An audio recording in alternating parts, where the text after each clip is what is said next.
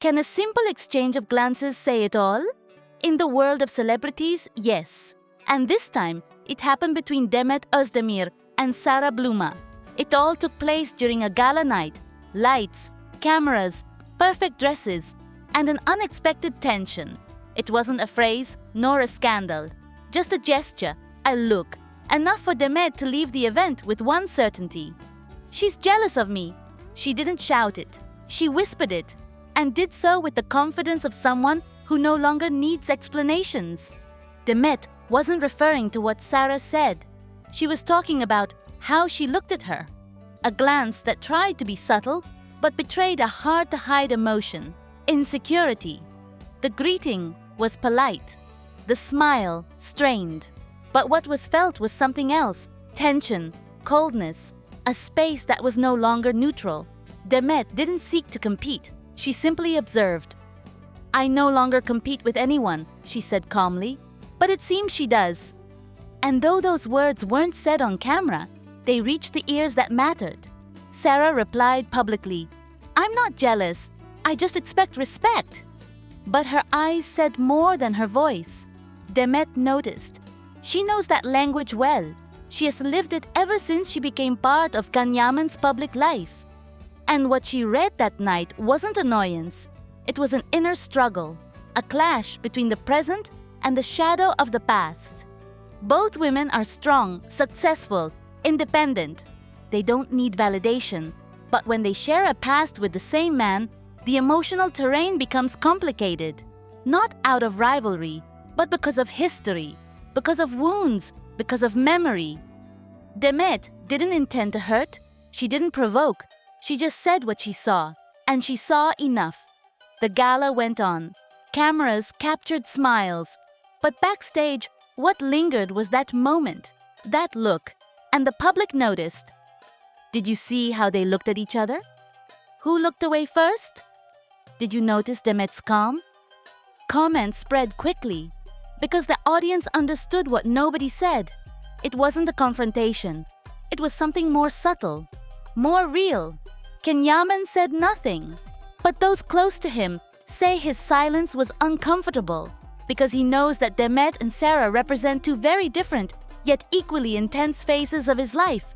And while those phases no longer overlap, they're not forgotten either. Since that night, Sara has changed. She became firmer, more present, not with Cam, but with herself, as if she needed to reaffirm her place, as if something shifted inside her. Because sometimes, you don't have to lose something to feel like it's already gone. Demet, on the other hand, kept moving forward, with the serenity of someone who no longer needs to prove anything. Her stability bothers more than any statement, because the past doesn't hurt for what it was, but for how strongly it still lives even when you're no longer in it. "I've already lived that chapter with him," she said privately. "And if someone needs to mention me to feel secure, that's no longer my concern." She didn't say it in public, but the message was received, like a soft fragrance that lingers without needing presence. Sara hasn't been defeated, but she's alert.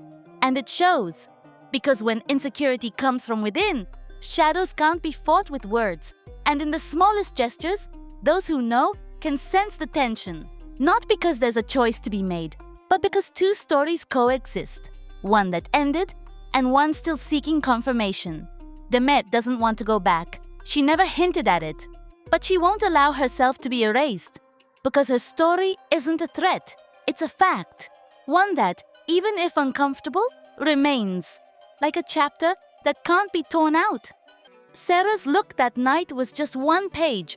But Demet had already read the whole book, and so had the audience. Because in the world of celebrities, what isn't said is what's most deeply felt.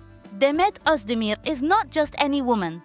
She's one of those who disturb others with her clarity, her quiet strength, and the way she decides without asking for permission. Yet it seems she's never been judged for who she truly is, but rather for what people wanted her to be. The shadow of her past with Yaman still follows her, as if she's not allowed to move on, to make mistakes, or to rebuild herself beyond that idealized love. Many still expect signs that she feels something for Can. Others blame her for everything that went wrong. They say she didn't appreciate him, that she left him for another, that she toyed with the feelings of the most beloved actor. But few ever stop to ask, how did she feel? What did she think when the world treated her like a traitor for simply starting over? Where is the empathy for a woman who, like everyone, just wants to be happy? Some comments hurt, like the one saying she never measured up to Demet, or those comparing her to other women as if it were a contest for Can Yaman's heart. Why so much cruelty towards someone who simply loved, lived, and moved on? Doesn't she also have the right to close chapters, to err, to let go of what harmed her? Demet has shown she doesn't need scandals to be seen. Her talent speaks for her, her intense gaze, her emotional depth, her dedication to every role. She is not a hollow figure, but for some, that's not enough. Her worth is still measured by how close or far she is from Can, as if her world only had meaning orbiting around him. And the worst part, she's accused of coldness because she doesn't feed the drama, doesn't respond to every rumor with tears or tantrums.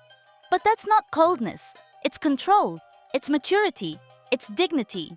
While others play into the spectacle, she remains reserved. She protects herself. And in a world where everything is exposed without filter, that is nearly revolutionary.